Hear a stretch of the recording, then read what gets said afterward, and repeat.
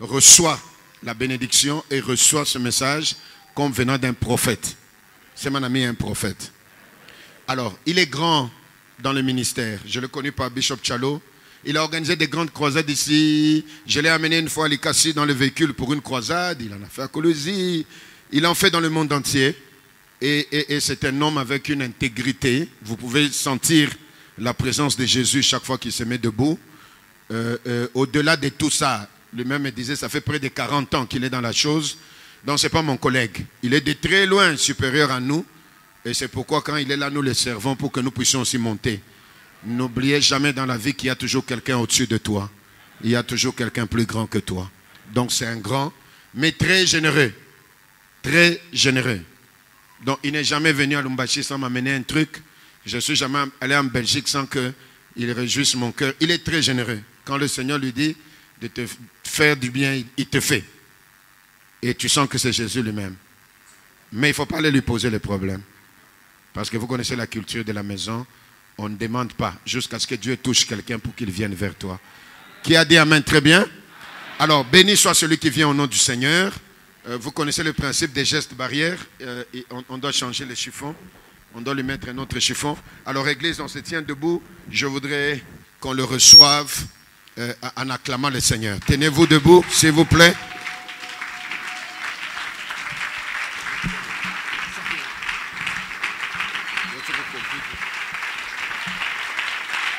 Alléluia.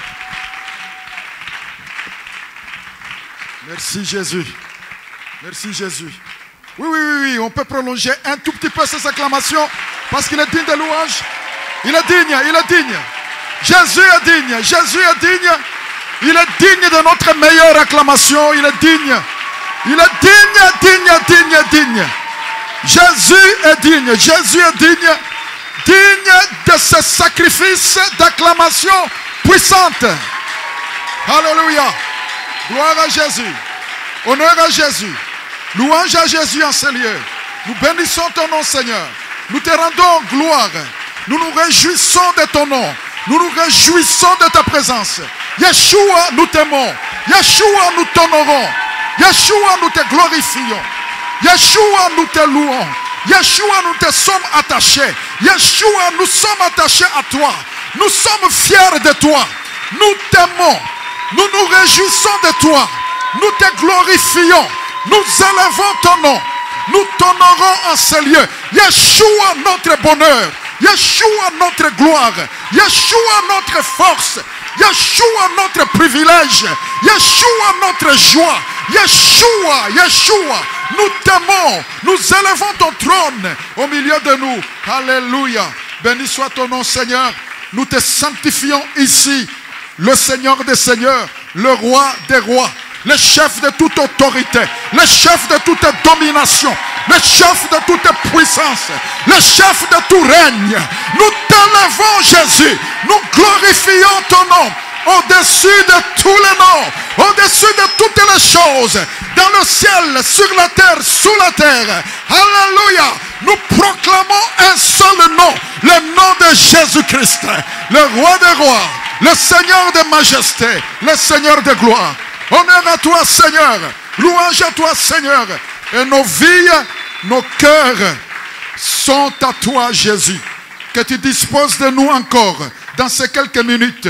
En ce temps d'anniversaire, Seigneur, nous te disons un grand merci. Quelqu'un dit, m'aide à dire un grand merci à Jésus pour cette église, pour cette maison. Quelqu'un dit un puissant merci à Jésus. Merci Jésus. Merci pour l'église. Merci pour l'église. Jésus, merci pour l'église. Alléluia. Merci Seigneur pour cette maison, en cet endroit de la terre. Merci Jésus. Merci, merci, merci fidèle berger. Maintenant Seigneur, ma prière c'est que tu me donnes la grâce d'avoir une langue exercée pour faire connaître avec exactitude ce que tu dis à ton peuple. J'ai toujours su que c'est un privilège que je n'ai pas mérité, Seigneur, d'être établi dans le ministère. Seigneur Jésus, mais j'ai appris que tu utilises les choses faibles pour faire des choses fortes.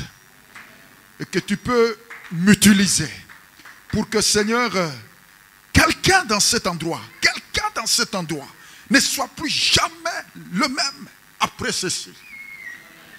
Pour qu'une maison, une famille en ce lieu ne soit plus jamais la même famille. Même en apparence, qu'elle soit transformée, changée, que les affaires de la vie soient transformées. Oh Jésus, tu peux le faire. Rien n'est impossible à toi. Seigneur Jésus, dispose de moi, maîtrise-moi, fais de moi un outil dans ta main. Et je te promets que lorsque tout cela sera fini, je te dirai, je n'ai été qu'un serviteur inutile. Ce que j'ai fait, je devais le faire. Et je veillerai à t'en rendre la gloire, Seigneur. Saint-Esprit, merci. Quelqu'un dit merci au Saint-Esprit. Quelqu'un dit merci. Merci, Saint-Esprit. Merci d'être là, Saint-Esprit. Merci de nous prendre sous ton gouvernement à cette heure, afin que la révélation de Jésus-Christ s'intensifie davantage et que nous ayons de Jésus l'idée forte que nous devons avoir de qui il est. Que nous l'aimions comme il nous faut l'aimer. Nous nous attachions à lui comme il nous faut nous attacher à lui. Merci beaucoup, Seigneur, pour ton serviteur Bernard, que tu as utilisé comme une porte efficace. Une porte efficace dans cette ville, pour que, Seigneur, ton œuvre se diffuse. Seigneur, merci de ce que, par lui, nous pouvons entrer dans la ville. Parce que, Seigneur, il peut t'entendre. Il peut t'entendre citer notre nom. Il peut t'entendre lui dire, Seigneur, appelle mon serviteur qui est en Belgique, qu'il vienne ici bénir mon peuple. Et Seigneur, il peut t'obéir. Nous te remercions que des hommes tels que lui, qui peuvent entendre ta voix, Seigneur, existent sur cette terre. Merci personnellement pour les privilèges que tu m'as fait. Tu as fait que mon chemin croise son chemin. Seigneur, je te suis reconnaissant. Je te suis reconnaissant pour ce cadre miracle. Seigneur, va te faire confiance, que tu géreras d'une façon fidèle le dépôt qu'il va faire. Donc mes amis, vous êtes dans un espace où il y aura du dépôt de la part de Jésus. Du dépôt de trésors, du dépôt de richesses, du dépôt de biens éternels qui s'exprimeront spirituellement, qui s'exprimeront aussi matériellement. Et attends-toi que ta vie verra une explosion matérielle que tu ne peux jamais imaginer. Tu ne peux pas imaginer l'explosion matérielle qui va s'attacher à ta vie. Tu n'auras pas besoin de rechercher. Ça te poursuivra. Ça te poursuivra. Ça te poursuivra. Ça te poursuivra. Ça te poursuivra. Pasteur Vicky, ça te poursuivra. Ça te poursuivra. Parce que ça cherchera à habiter toujours là où toi tu habites. Et même si tu changeais d'adresse, ça cherchera ton adresse pour venir habiter exactement où toi tu habites. Le deuxième mot que j'ai entendu très clairement, c'est le mot puissance. Le Seigneur va te faire rentrer de plus en plus dans l'école de la puissance. Il t'a déjà préparé à rentrer dans cette école-là. Les années qui viennent de passer, il a travaillé beaucoup sur ton caractère. La fidélité, la loyauté, l'humilité, la crainte, le respect, l'amour, l'honneur, la dignité. Et maintenant, le Seigneur va te faire rentrer dans un espace de puissance. Il va lui-même t'enseigner la puissance. Au fait, ce que j'ai dit pour votre pasteur, c'est l'espace dans lequel Dieu l'a établi comme ministère. Ça veut dire, c'est ce qu'il a prévu pour cette maison ici. Il a prévu cette expérience, l'expérience du dépôt de ces richesses, de ces trésors. Vous viendrez pauvres dans cette maison et vous y serez enrichis. Vous viendrez sans rien, sans nom. Plusieurs recevront un nom dans cette maison ici. Un nom, un nom. Je le déclare avec la langue prophétique. Plusieurs recevront un nom ici dans cette maison. Plusieurs recevront un nom. Je vous dis avec la langue prophétique. L'onction ne trompe pas. L'onction ne ment jamais. Plusieurs dans cette maison recevront un nom. Un nom. Un nom. Préparez-vous à posséder un nom. Préparez-vous à avoir. Vous savez c'est quoi un nom? Un nom c'est une dimension. Un nom c'est une taille. Un nom c'est une mesure. Un nom c'est un poids. Un nom c'est un honneur, c'est une gloire. Le nom ce n'est pas une étiquette. C'est pourquoi Dieu dit qu'il ne prendra pas le nom de l'Éternel ton Dieu en vain. Parce que le nom c'est une dimension respectable. Et quand je parle du nom pour vous, c'est de cela que je parle. Y a-t-il des candidats au nom? Y a-t-il des candidats au nom? Des hommes et des femmes qui voudront recevoir un nom dans cette maison? Des hommes et des femmes qui disent Seigneur, je veux un nom. Dis avec moi, Seigneur, je veux un nom.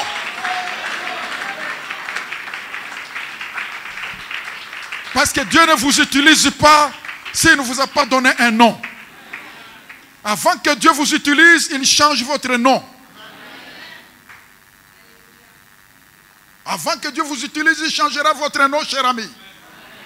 Dieu va changer votre nom avant qu'il vous utilise.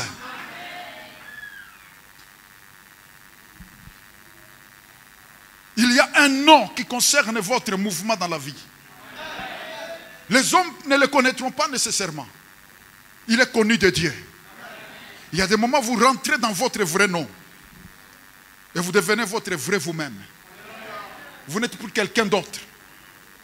Vous n'êtes plus une caricature de vous. Sont déclarés avec la langue prophétique que la tyrannie de la caricature échoue ce soir dans le nom de Jésus. Vous ne serez pas une caricature. Vous ne serez plus un faux vous. Vous ne serez pas une embrouille de vous. Vous ne serez pas une confusion de vous. Vous ne serez pas un désordre de vous. Vous serez votre vrai vous. Je déclare cette parole sur votre vie. Je déclare cette parole sur votre âme. Je déclare cette parole sur votre existence. Dans le nom précieux de Jésus-Christ. Dans le nom précieux de Jésus. Dans le nom précieux de Jésus. Dans le nom précieux de Jésus. Dieu vous donne un nom parce que avant que vous le glorifiez, il faut qu'il vous glorifie. S'il vous laisse dans votre misère, vous ne pourrez pas le glorifier. Avant que Dieu se glorifie, il glorifie toujours l'instrument par lequel il veut se glorifier. C'est ça le mot sanctifier. Sanctifier, c'est glorifier, c'est honorer, c'est dignifier, donner de la dignité. Et Dieu n'est approché que par ceux qui sont au préalable sanctifiés. Le troisième mot que j'entendais, vous pouvez vous asseoir en effet. Le troisième mot que j'entendais, c'était le mot formation. Formation. Et je voyais plusieurs portes dans cette église par lesquelles des jeunes, des vieux arrivent pour être formés. Il y a un esprit de formation, d'éducation spirituelle. Le Seigneur va faire ces choses-là. Il mettra un système de formation et ce système de formation-là deviendra une stratégie d'évangélisation très puissante parce que c'est par ça que ça va grandir très vite à un certain moment du ministère. Il y aura comme une structure de formation qui fera que ça deviendra... Vous voyez, vous êtes à côté du campus, à côté de l'université ici. Et ce n'est pas par hasard, c'est très prophétique. Il y aura quelque chose qui a à faire voir avec la formation. Beaucoup seront formés dans le Seigneur, formés dans des choses importantes qui concernent la vie. Y a-t-il quelqu'un qui dit merci Seigneur pour ces choses? Nous les accueillons, nous les acceptons. Nous voulons qu'elles s'accomplissent dans notre vie, elles s'accomplissent dans cette église. Donc vous serez ce genre de maison, des hommes et des femmes qu'on ne va pas tromper, qu'on ne va pas mentir, parce que vous aurez l'intelligence des choses de Dieu, une très grande intelligence des choses du Seigneur. Ces choses-là, c'est Dieu lui-même qui les fera. C'est Dieu lui-même qui les fera. C'est Dieu lui-même qui les fera. Bien. Je vous lis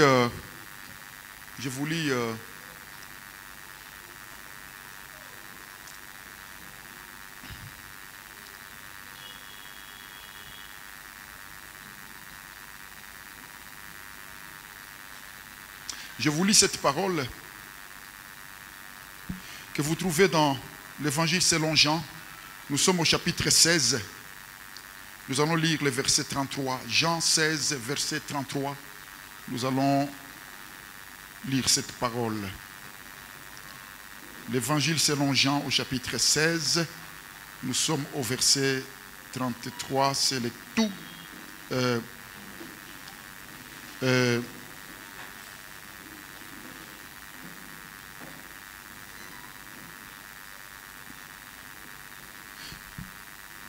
Tout dernier verset de ce chapitre.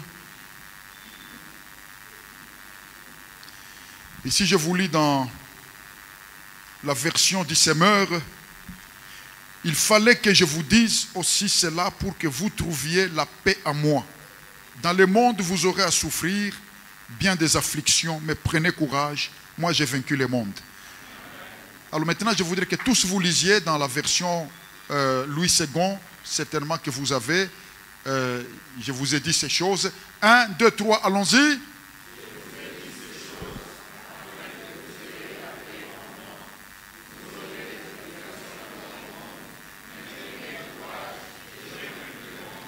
Vous aurez des tribulations dans le monde, mais prenez courage, j'ai vaincu le monde. Quelqu'un dit béni soit le nom du Seigneur. Voilà, vous pouvez prendre place, chers amis. Jésus-Christ nous dit qu'il a vaincu le monde. Vous aurez des tribulations dans le monde. Tribulations, c'est des souffrances sérieuses. Ce ne sont pas des petites souffrances. C'est des souffrances qui amènent une grosse douleur. Les souffrances qui amènent beaucoup de douleur. Il dit que les possibilités de ces souffrances, il y en a beaucoup dans ce monde. Mais il n'a pas dit, écoutez, vivez la tête courbée, et vous êtes vaincu, vous êtes malheureux. Non, il a dit, prenez courage. Prenez courage, pourquoi? Parce que toutes ces difficultés-là sont vaincues. Vous n'aurez aucun problème qui n'a jamais été traité déjà. D'ailleurs, la preuve que vous avez, la preuve que ça a déjà été traité, c'est que vous avez ces problèmes-là. Dieu ne permettra jamais dans votre vie un problème qui n'a pas été résolu. Si vous avez un problème, c'est parce qu'il a déjà été résolu. Quelqu'un dit un beau amen? Il dit donc, vous aurez des tribulations dans le monde. Prenez courage. J'ai vaincu le monde. Prenez courage, j'ai vaincu le monde. Mais il dit, je vous ai dit ces choses-là, afin que vous ayez la paix en moi. Que vous viviez la vie d'une manière épanouie, d'une façon apaisée, d'une façon tranquille, que vous viviez la vie sans la subir. Que vous viviez la vie sans la subir. Que vous viviez la vie sans que la vie vous mange. La parole déclare, en toutes ces choses, nous sommes plus que vainqueurs par celui qui nous a aimés. Parce que ni la vie, ni la mort, ni les choses présentes, ni les choses à venir ne pourront nous séparer de l'amour de Dieu manifesté en Jésus-Christ. Voyez-vous, la Bible dit ni la vie, parce que la vie peut oppresser. C'est pourquoi il y a des gens qui se suicident. Il y a des gens qui subissent la vie. La vie avec tout ce qu'elle représente. La vie avec toutes les équations, les difficultés, les choses auxquelles se confronter, les choses auxquelles faire face.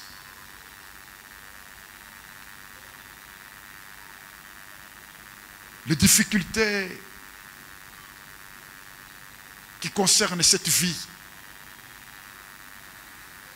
Servir Dieu, c'est affronter. Servir Dieu, c'est se confronter aux choses. Votre onction n'augmentera jamais sans confrontation. Jamais. La Bible dit que lorsque Jésus est allé au désert, il est allé rempli du Saint-Esprit. Et après avoir confronté Satan au désert, il retourna en Galilée. revêtu de la puissance du Saint-Esprit. Ça veut dire, cette puissance intérieure a commencé à se manifester au dehors. C'est dans la confrontation que l'onction a explosé. L'onction explose dans la confrontation. La confrontation n'est pas contre toi. La confrontation, au fait, elle est auxiliaire à ton onction.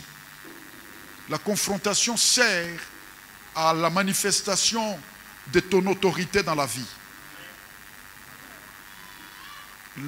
Je dis ceci, la confrontation servira à ce que ton autorité soit manifestée. Faire face aux choses amèneront à l'expression les choses qui sont en toi qui ne s'expriment pas.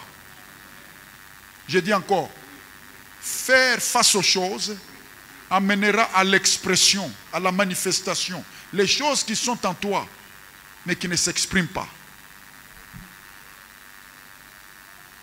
L'huile royale sur David était sur lui quand Samuel est venu chez Isaïe, son père. Et que Samuel a versé l'huile sur David. David était déjà roi. L'onction ne trompe pas. L'onction ne trompe pas. Église, l'onction ne trompe pas. Tout ce qui a été dit ici, tout ce qui a été déclaré ici, toutes les prophéties que vous avez entendues, ça ne peut pas tromper. L'onction ne trompe jamais. C'est impossible. L'onction ne trompe pas. C'est pourquoi il n'y a rien qui nous fabrique autant que l'onction. L'onction, c'est ça la fabrication de l'homme de Dieu, de la femme de Dieu. Mais entre le moment où tu reçois l'onction et le moment où l'onction explose et manifeste ce pourquoi tu l'as reçu, il y a la confrontation. Il y a la confrontation. La confrontation élève ton autorité spirituelle. David a été manifesté roi. Vous savez quand? Lorsqu'il a confronté Goliath. Jusque-là, il n'y a que David qui savait qu'il était roi. Il n'y a que les gens de sa famille qui le savaient. Mais après avoir confronté Goliath, tout Israël a commencé à chanter. Saül a tué ses 1000, mais David a tué ses 10 000. Dans la confrontation, l'homme, tel qu'il était défini par l'onction, était manifesté. Parce que ce qui te définit véritablement, c'est l'huile de Dieu sur ta vie. Sans l'huile de Dieu, tu es sans définition. C'est l'huile de Dieu qui définit un être humain. Ta vraie personne que Dieu a créée est dans l'huile. L'huile de Dieu. L'huile de Dieu fera ressortir ton vrai toi. L'huile de Dieu sur ta vie fera manifester l'homme, la femme que Dieu a amené dans ce monde. Et je viens de dire à quelqu'un ici, tu n'es pas n'importe qui, tu n'es pas n'importe quoi, mais ta personnalité, ta vraie personne est dans l'huile de Dieu. Ta vraie personne est dans l'onction. C'est pourquoi tu dois être un grand ami du Saint-Esprit. C'est pourquoi tu dois ouvrir grandes les portes au Saint-Esprit. C'est pourquoi tu ne dois jamais accepter que quelqu'un joue dans ta vie avec ce qui concerne le gouvernement du Saint-Esprit sur ta vie. Parce que tout ce que tu es véritablement se trouve dans l'onction de Dieu sur ta vie. L'onction de Dieu te qualifie à devenir la véritable personne que tu dois être. Donc les tribulations ne sont pas là pour nous manger. Elles ne sont pas là pour nous détruire. Elles sont des occasions. Elles sont des moyens par lesquels Dieu nous fait déborder nos limitations naturelles. Pour nous faire rentrer dans quelque chose d'extraordinaire. Y a-t-il quelqu'un qui sait ici qu'il est extraordinaire? Quand Dieu t'a créé, il n'a pas fait quelque chose d'ordinaire. Parce que Dieu est un Dieu surprenant, qui fait des choses surprenantes, mais avec des gens surprenants. C'est pourquoi il veut d'abord te rendre surprenant pour qu'il commence à faire des choses avec toi. Et pour que tu sois surprenant, il faudra que ta vie ait des équations que toi-même tu ne comprends pas, que d'autres personnes ne comprennent pas. C'est en lui.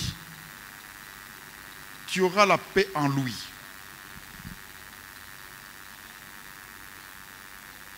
Quelqu'un dit en lui.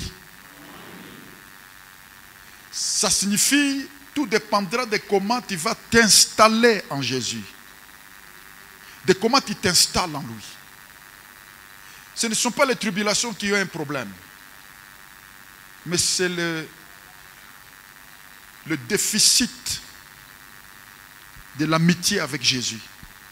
La mauvaise relation avec Jésus qui est le problème. Parce que si tu es en bonne relation avec Jésus, tu auras du courage. Tu auras du courage.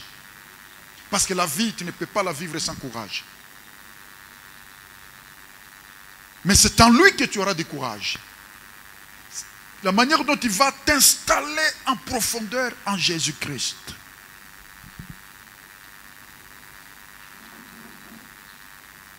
Ce que je te dis là, cher ami, c'est ce que j'ai appris tout au long de ma route avec lui. J'ai appris que mon plus grand devoir, c'est ma relation avec lui. Les tribulations de la vie ne sont rien. Les équations de la vie ne sont rien. Les problèmes et les douleurs de la vie ne sont rien. Le gros problème de l'être humain, c'est la qualité de la relation qu'il a avec Jésus. Parce que si tu es bien positionné en Jésus, tu es bien installé en Jésus, tu auras la paix en lui, tu auras la joie en lui, tu auras la tranquillité en lui, tu auras la victoire en lui. En lui, il y a la domination, il y a la victoire, il y a la maîtrise complète dans le visible et dans le visible. Si tu es en lui, tout dépend de comment tu es installé en lui. Jésus dit, je suis le vrai cep, vous êtes les sarments. Tout sarment attaché à moi portera beaucoup de fruits. L'attachement là, si tu le calcules bien, tu as réussi la vie. Beaucoup de gens perdent le temps à chercher à ce que les problèmes ne soient pas là. Non, les problèmes auront toujours lieu dans ce monde. Mais ce qui fera que, vous savez, la prospérité du chrétien, ce n'est pas l'absence de problèmes. Les chrétiens, en fait, c'est un genre qui prospère dans les combats. J'ai un ami qui me dit toujours, ces jours-ci, j'ai l'impression qu'il n'y a personne qui me maudit parce que mes affaires ne marchent pas. J'aime l'époque où on me maudit. Quand les gens me maudissent, ça commence à fonctionner.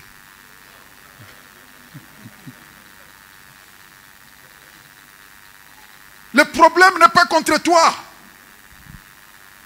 Parce que la Bible dit, si Dieu est pour toi, personne, rien ne pourra être contre toi. C'est impossible. Le problème est une occasion. Le problème est un moyen. Les choses par lesquelles tu passes ne sont que des moyens. Ce qui te paraissent être des catastrophes de ta vie ne sont que des moyens.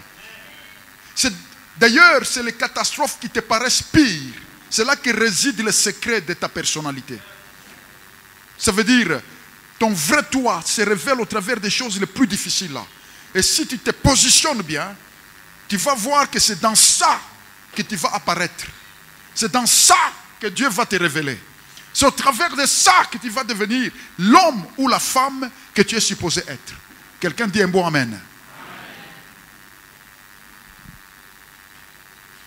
Attention avec cette vie chrétienne où l'on vous dit que si vous êtes chrétien, tout est tranquille. Non, non, non. Si vous êtes chrétien, vous êtes dans la victoire. Vous êtes dans la victoire pourquoi? Parce que vous faites face à des combats, vous faites face à des choses qu'il faut abattre, qu'il faut vaincre, il faut la résistance, il faut tenir ferme. Et Jésus dit, je vous ai dit toutes ces choses en fait que ma joie soit en vous et que votre joie soit parfaite. La paix du chrétien, ce n'est pas l'absence des choses difficiles. La paix du chrétien est spirituelle. La Bible dit la paix est fruit du Saint-Esprit. La joie du chrétien est fruit du Saint-Esprit. Ça veut dire c'est spirituel, c'est surnaturel. Quand vous êtes chrétien, je vous assure, même au pire des moments de votre vie, il y aura au fond de votre cœur une joie que personne ne peut détruire. Un bonheur, un épanouissement que rien ne détruira. Parce que tant que quelque chose peut détruire votre paix, vous êtes encore esclave. C'est pourquoi Dieu ne veut pas pour nous une paix à cause de l'absence des choses. Il veut que nous puissions arriver à vivre la paix dans les choses. Pourquoi? Parce que la paix du chrétien, ce n'est pas l'absence de problèmes, mais c'est la victoire dans les problèmes. C'est la domination sur les problèmes. C'est l'autorité dans les problèmes. Ce monde ici, dans ce monde, tu vis esclave tant que tu vis dans la peur. La peur est un moyen par lequel le diable fait des esclaves. Dieu déteste la peur. Jésus déteste la peur. Jésus ne veut pas que tu sois dans la peur. Mais évidemment, Jésus nous dit le secret, c'est la relation. Comment tu vas t'installer en lui? Comment tu t'installes en lui? Je disais hier à l'église mère, à la maison mère Mirek, je disais que l'une des clés de comment quelqu'un est en Christ, c'est la qualité de sa foi en Jésus. Comment on s'installe en Jésus? On développe la foi en lui. La manière dont tu crois en Jésus. Qui est Jésus pour toi? Est-ce que Jésus est une doctrine? Jésus est une belle idée? Ou Jésus est une réalité présente? Parce que le Jésus de la Bible ne veut pas être un concept. Le Jésus de la Bible, c'est le Dieu vivant. Qui est plus réel que personne d'autre ne peut l'être. Comme personne d'autre ne peut l'être. Jésus est beaucoup plus réel que ton ami que tu aimes. Jésus est beaucoup plus réel que ton père, que ta mère. La présence de Jésus est la présence la plus réelle. Invisible mais consistante. Jésus a une présence consistante. La présence de Jésus a plus de substance que tout ce que tu touches. Jésus a une grande puissance d'être présent. Jésus sait parfaitement comment être présent. Dans chaque réunion, nous sommes supposés le voir, être avec lui. Pendant que je vous parle, je ne suis pas en train de donner des notions. Le Jésus de la Bible n'est pas conceptuel. C'est une présence. Il est là pendant que je vous parle.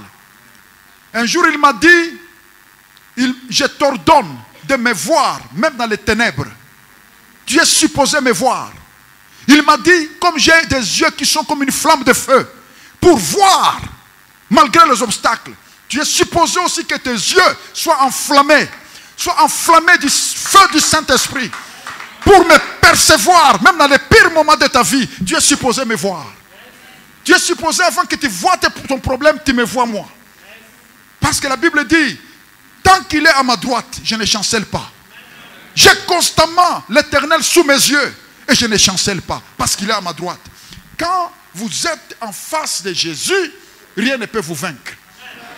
Église, nous sommes supposés passer tous nos cultes dans la présence réelle de Jésus-Christ. Nous sommes supposés sentir que nous nous frottons à Jésus. Sentir que nous nous frottons à Jésus. Là, pendant que je vous parle, il est là, exactement là où vous êtes. Il est là, il est là. Il est en train de dire, c'est moi, c'est moi. Ce qu'il est en train de dire, c'est vrai. C'est la vérité, c'est moi. Je suis la vérité. Je ne suis pas une idée. Je ne suis pas une fiction. Je suis la vérité. Je suis là. Je suis présent.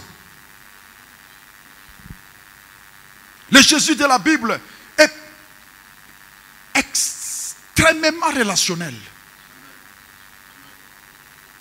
Tu peux apprendre beaucoup de choses sur lui, mais tant que tu ne développes pas la relation, tu ne l'honores pas. Jésus n'a jamais attendu une connaissance conceptuelle de Jésus. Jésus a toujours cherché que tu le connaisses relationnellement. Il dit, vous aurez la paix en moi, dans ma présence. Développez ma présence. La présence de Jésus se développe. Plus vous vivez la présence de Jésus, plus vous allez voir que la présence de Jésus a des dimensions qui évoluent toujours, qui progressent. La foi vous permet de vivre avec Jésus. 2.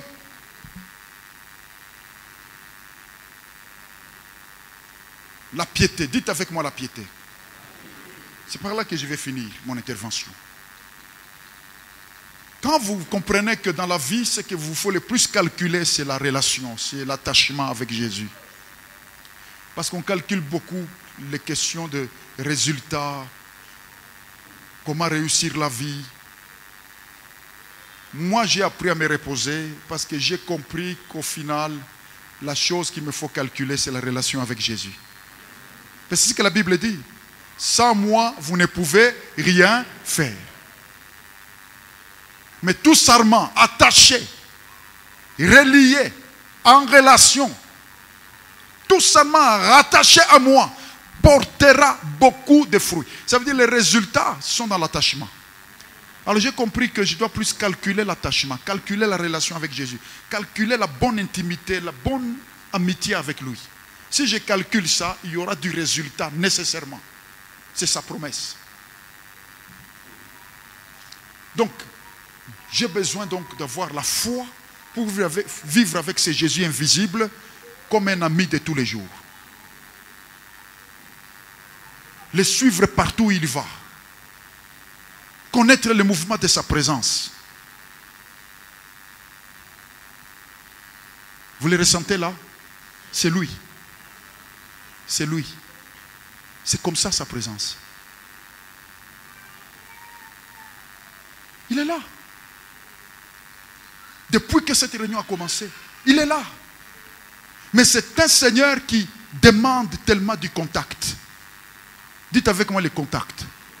Jésus est un Seigneur du contact. C'est un Seigneur de la relation. Il aime le contact, il aime la relation. Il est en train de dire, regarde-moi, je suis là. Et quand tu commences à vivre dans cette dimension-là, tu as vaincu les tribulations. Parce que tu es en lui. Tu es avec lui.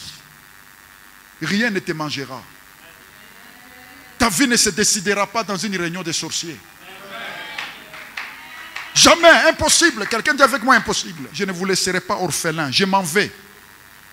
Mais je retourne à lui. Je reviens à vous. Il parlait du Saint-Esprit qui venait pour rendre sa présence réelle dans notre vie. La foi, la piété. La piété, vous ne pouvez pas dire que vous êtes en Jésus si vous ne développez pas la piété. Dites avec moi la piété. C'est quoi la piété en grande ligne et puis nous terminons là. Dites avec moi la piété, c'est l'attachement. C'est ça la première définition de la piété.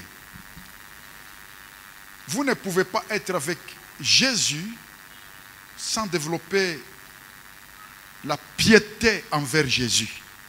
La piété envers Jésus. Et la piété, c'est toujours d'abord l'attachement, l'affection, le dévouement envers lui.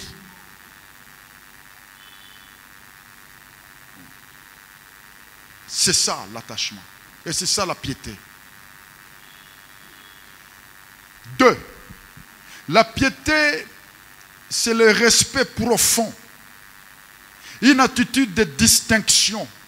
Une attitude dans laquelle vous sanctifiez le nom de Jésus. Jésus, on ne peut pas marcher avec lui comme des amis au même niveau. Vous ne marchez avec Jésus que lorsque vous avez appris à comment respecter Jésus. La piété, c'est un respect profond de Jésus. Jésus n'est pas n'importe quel ami, c'est un ami qu'on adore. C'est un ami qu'on sert à genoux. C'est un ami qu'on respecte ultimement. Et il reste volontiers avec ceux qui le respectent. Parce que Jésus, en tout temps, c'est un grand Seigneur. Et la Bible dit, sanctifiez dans vos cœurs Jésus-Christ le Seigneur. Ça veut dire qu'il faut que dans ton cœur, Jésus ne soit pas un petit Jésus. Il faut qu'il soit à part, qu'il ne soit pas mélangé avec les autres personnes que tu connais. Il faut que Jésus soit entièrement différent, distingué. La haute autorité. Si au dehors, les autres personnes qui te regardent ne le respectent pas, mais toi dans ton cœur, sanctifie le nom de Jésus. Le respect de Jésus. C'est ça la piété. Et on s'attache à Jésus, donc par la piété qui s'exprime dans l'attachement profond, cette attitude d'affection, de dévouement. C'est ça la piété. La vraie piété a toujours ce côté d'attachement. Vous vous réveillez le matin, vous dites, Jésus, j'ai tellement besoin de toi. Je t'aime, Seigneur. Je lui dis toujours ces trois choses. dans ma prière, quand je commence ma journée, je dis, Jésus, je ne suis né que pour te rencontrer. La deuxième chose que je lui dis, c'est, Jésus, je ne suis né que pour m'attacher à toi. Être avec toi est pour moi le meilleur. Et la troisième chose que je lui dis, c'est, Seigneur, j'ai appris que je ne suis né que pour partir avec toi un jour. C'est pourquoi même la mort m'est un gain. Parce que mourir, c'est être avec toi. Toi, tu ne vas pas dire ça parce que tu penses que si tu dis ça, l'esprit de mort va t'attraper.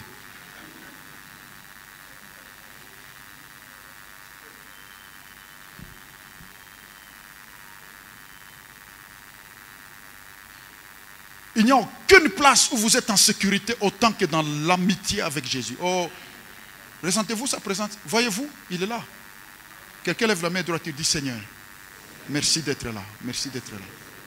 Voyez, j'ai besoin de vous parler, mais je suis en communion avec lui. C'est ça la vie chrétienne. La vie chrétienne, en fait, c'est depuis le matin, vous activez votre attachement avec Jésus. Vous activez la relation. Dites avec moi, activez la relation.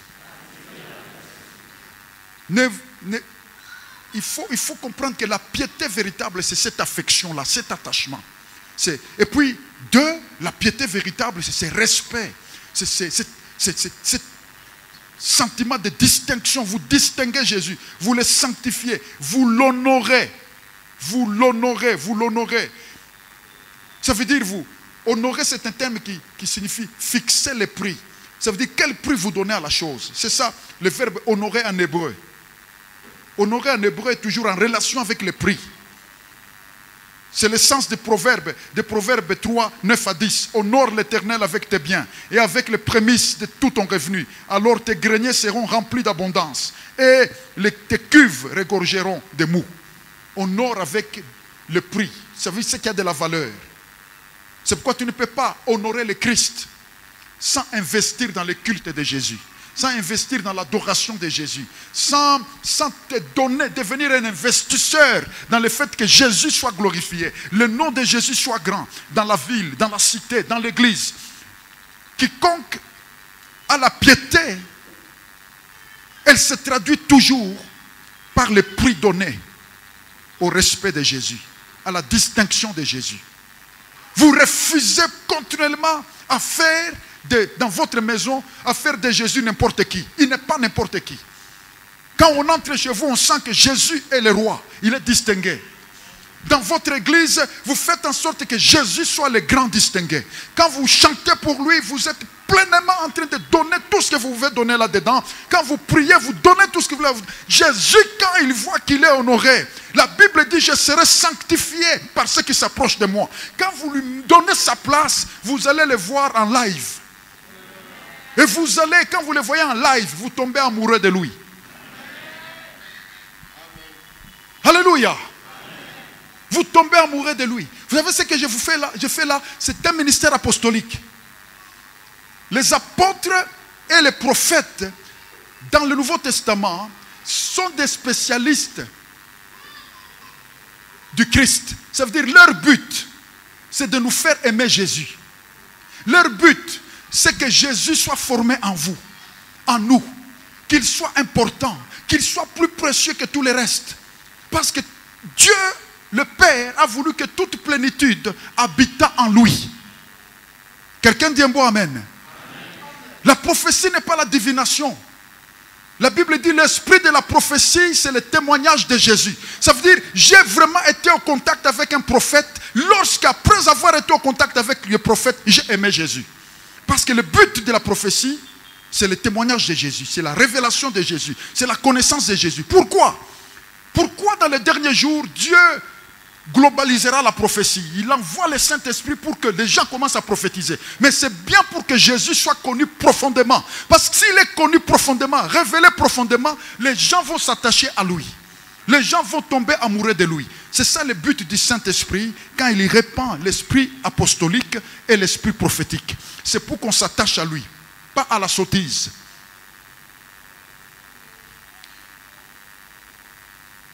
Quelqu'un dit un bon amen. 3. La piété, c'est toujours la crainte. La crainte. La crainte. La crainte dont je parle, c'est une attitude de prudence. Vous savez, la prudence, par exemple, quand vous avez un œuf, un œuf, vous faites tout pour que, parce que vous voyez que c'est délicat, ça peut se casser. Quand vous êtes pieux, vous allez voir que vous faites attention à comment vous vous conduisez. Quand vous marchez avec Jésus, vous faites attention à comment vous allez vous conduire, parce que vous ne voulez pas que quelque chose se détruise dans votre relation avec lui. C'est une crainte, ce n'est pas la peur, mais c'est au fait la délicatesse. C'est au fait la délicatesse. C'est la crainte que quelque chose s'abîme. Il n'y a pas de piété là où il n'y a aucune attention par rapport à la relation. Il faut savoir que 24 heures sur 24, nous sommes avec Jésus. Le ressentez-vous là? Le ressentez-vous là? Il est là partout ici. La crainte. Et puis, 4, la piété, c'est la révérence. Ça veut dire que vous ne pouvez pas aimer Jésus sans lui rendre culte. Vous aimez Jésus, mais vous n'êtes pas à l'église. Vous aimez Jésus, mais vous n'êtes pas dans les prières, dans les moments de prière. Non. La vraie piété a toujours et toujours assorti des révérences, de la dimension du culte. Vous devez participer au culte. Vous devez rendre culte à Jésus. Vous devez aimer le moment où vous servez Jésus d'une manière cultuelle. Je ne parle pas des autres services, mais le culte. Être en train de lui rendre culte, de l'adorer, être à l'église en train de chanter pour lui, en train de prier. La vraie piété a toujours cette dimension de révérence. Et puis 5, la vraie piété s'exprime toujours par la pratique de la dépendance à Jésus. Vous n'êtes pas pieux si vous dépendez de votre propre argent, si vous dépendez de vos propres moyens. Le vrai pieux, il dépend de Jésus. Dans toutes les circonstances de sa vie. Il est le faible qui ne peut pas quoi que ce soit sans Jésus. Et si vous développez ça, mes amis, vous allez vivre de plus en plus dans cette présence de Jésus. Donc, développez quoi? 1, je vous ai parlé de la foi. Je n'ai pas eu le temps de développer ça. 2, je vous ai parlé de la piété. La piété dans les 5 points. Primo, l'attachement. Secondo, l'honneur, le respect. Tertio, je vous ai parlé de la crainte respectueuse. 4, la révérence. 5, la pratique de la dépendance à Dieu. Alléluia. Alléluia. Voilà les quelques paroles de foi que j'ai voulu déposer en ce jour d'anniversaire. Parce que cette maison est une maison appelée à cette foi, à cette piété, à cette simplicité de cœur, à cet attachement à Jésus. Et Jésus veut être tellement confortable chez vous dans cette église. Que le Tout-Puissant fasse que toutes ces choses aient leur plein accomplissement dans vos vies. Amen. Devant Dieu, vous pouvez vous tenir debout sur vos pieds, s'il vous plaît. Seigneur, devant ta face, j'ai parlé à tous ces amis. J'ai parlé à tous ces amis dans ces quelques mots. De cet attachement à toi. De cet appel au zèle. Le zèle d'être avec toi. Parce que ce qui est attaché à toi n'échoue jamais. Ce qui est attaché à toi portera beaucoup de fruits. Seigneur, en ce jour d'anniversaire, ma prière, c'est que cette maison, cette famille, cette église, Seigneur, porte d'abondants fruits dans cette vie. Porte d'abondants fruits sur cette terre. C'est que cette église aille de l'avant. Seigneur, je prie pour que cette église soit un endroit où à Lubumbashi, tu trouves un cadre de tes amis. Une communauté de tes amis.